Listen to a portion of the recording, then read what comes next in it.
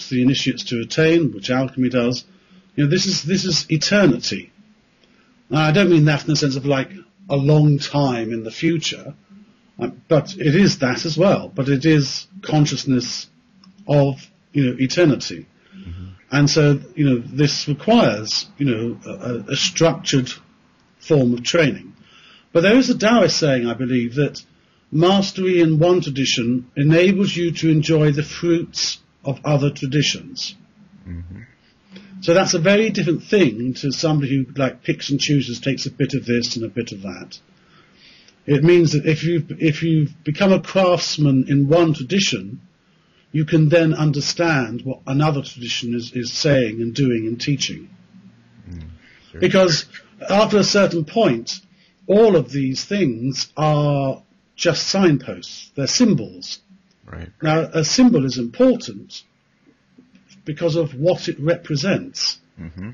But of course it isn't what it represents. Exactly. It points to it, but it isn't the reality itself. So once one has begun to experience the reality, then in a certain sense the symbols become redundant, or you can see the same reality behind another set of symbolism in another tradition. So, and that's very important, because then you realize the symbol is merely a means to direct your awareness in a particular direction or on a particular aspect. But once that's been achieved, it's no longer necessary. And we can see the trouble this can cause in the religions of the world now, where the religions of the book can't decide, all supposedly worshipping the same God, can't decide on which day of the week to worship him, how to worship him, who's right, who's wrong, all that kind of thing. Right. So it's very important, I feel, that esoterica has always led the way on any advance in human evolution. So it's important now that we, recognize the sacredness in all traditions and look at what's in common, not what keeps us apart. If one believes that one's own is the only religion, the one true faith, then naturally, psychologically, you're going to demonize anybody who doesn't hold that faith. Even if you try and be compassionate, it will be from the point of view of, yes, but we have to convert them to our way of thinking. Whereas if you hold that religions are attempts to express the inexpressible, to give form and name to that which is invisible, which is a worthy attempt when all said and done, then your attitude will be different. Because then when you meet somebody else, it will be, oh, well, why does this help you? How does this help? And then one's religion, so to speak, becomes more like a favourite piece of music or a favourite painting. You don't need it to be who you are, but it gives you pleasure. It's your chosen way of expressing your relationship with the universal spirit. That's a very good way to put it, yeah. And that sort of leads right into the next question, or I'm curious about the purpose of your work with Rising Phoenix Foundation and the variety of the classes and workshops and different resources you have available for students of the mystery. So if you would please talk a bit about that. Well, Rising Phoenix Foundation, the idea began late in 2004, but it didn't formally take place till the following year. And it was co-founded between Benjamin Phillips and myself. And the idea was there's this technology available, like the one you and I are using to talk across the Atlantic. And this technology is often used to make people buy into more senses of suffering and lack of, self-worth. In other words, advertising. By which I mean, if you don't buy this shampoo and use it, nobody's going to love you. If you don't drive this car, you won't be loved by anybody. And that's the basis. This is why one of the old teachers, W. Butler, referred to advertising as being a form of black magic. So we thought, well, why don't we spin it on its head? Let's do a judo throw. and turn its strength against it.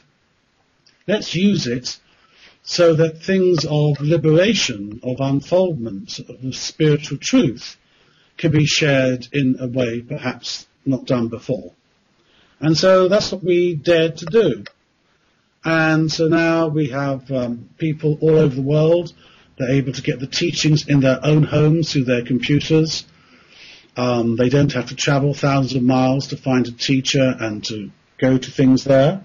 They can get the classes and the workshops and things in their own homes. And then we have courses, some mentored, some unmentored.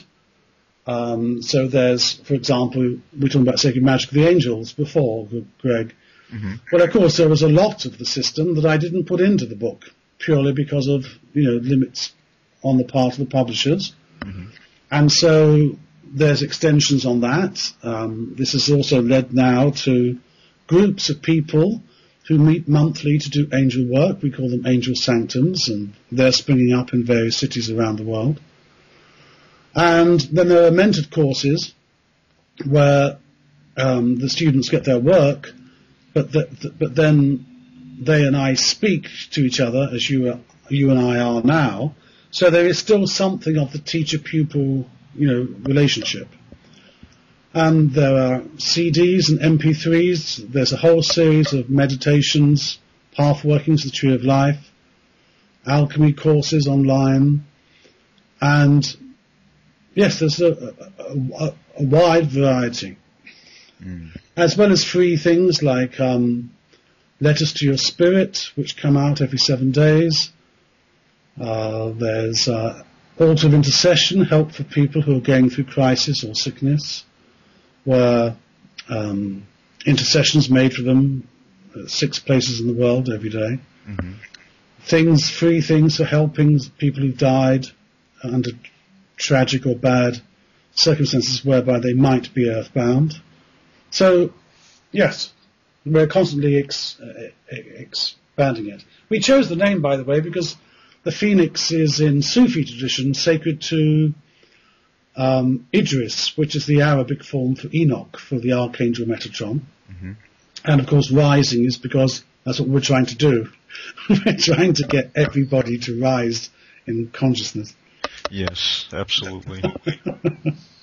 And I just want to take a moment here because, I obviously endorse the work you're doing completely, and I just want to, give a little testimonial and let you know that, I did attend a workshop with you, or several actually, over the course of a couple weeks, and I just wanted to mention that not only the sort of spiritual changes, but the real practical real life changes in my life have been profound just since we had those workshops, and so I just wanted to thank you again for that.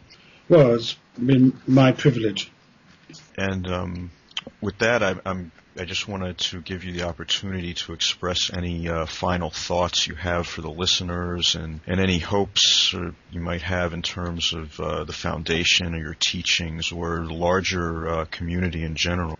I only have one hope, and it's the vision behind Rising Phoenix Foundation, shared by both Benjamin and I, and by all the people who work with us. And my hope is that everyone who hears this, and everybody, attains more compassion, more authentic, deep well-being, happiness and joy. Because that is what evolution is to step into a full life where we're fulfilled, completed on all levels. Because as we access our own inner light, so we become able to help others acknowledge their own. So my own daily practice may sound small to other people perhaps, I don't know, is to remind myself that, whoever is before me at the time, whoever I see when I walk the streets or on television, they are all self-portraits of the divine. The divine is seeking to express itself through them. And we may struggle with this, we may have times of crisis or pain, or times when the world seems dark and black,